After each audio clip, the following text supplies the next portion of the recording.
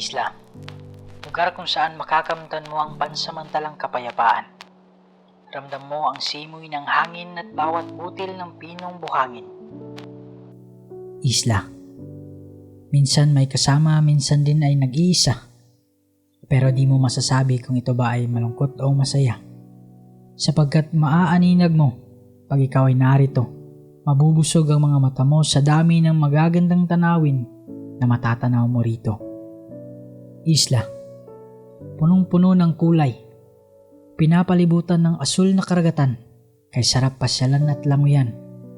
Iba't ibang uring nilalang ang namumuhay. May berdeng damo, puno at gulay. May mga ibon na humuhuni-huni at sumasayaw. Ingat ka lang baka ikaw sa ahas ay matuklaw. Isla. Madalas ay naging bakasyunan ng karamihan pagkatapos ng isang taon sa trabaho at paaralan. Kaya naman, turista ay nagsisilabasan sa pagtatapos ng tagulan nang sa ganun ay kanilang masilayan ang ganda ng islang pupuntahan.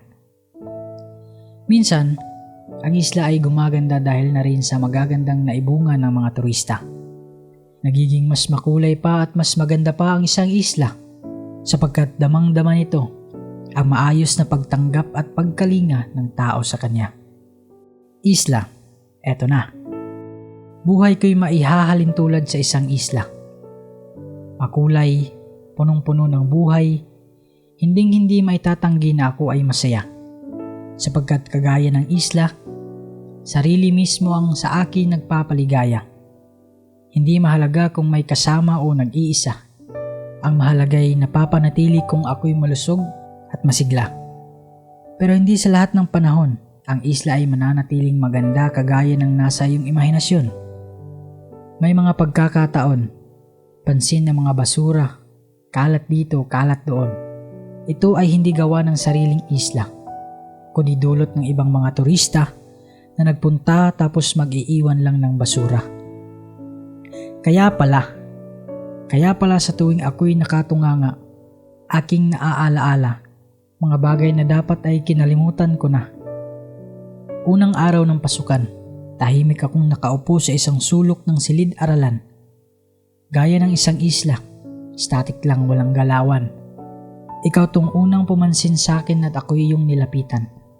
Tayong dalawa ay nagpakilala sa isa't isa. Maganda naman ang ating naging umpisa. Tumagal ng tumagal, nagpalitan na tayo ng mga matatamis na salita. Mga salita na malimit nating sinasabi sa personal.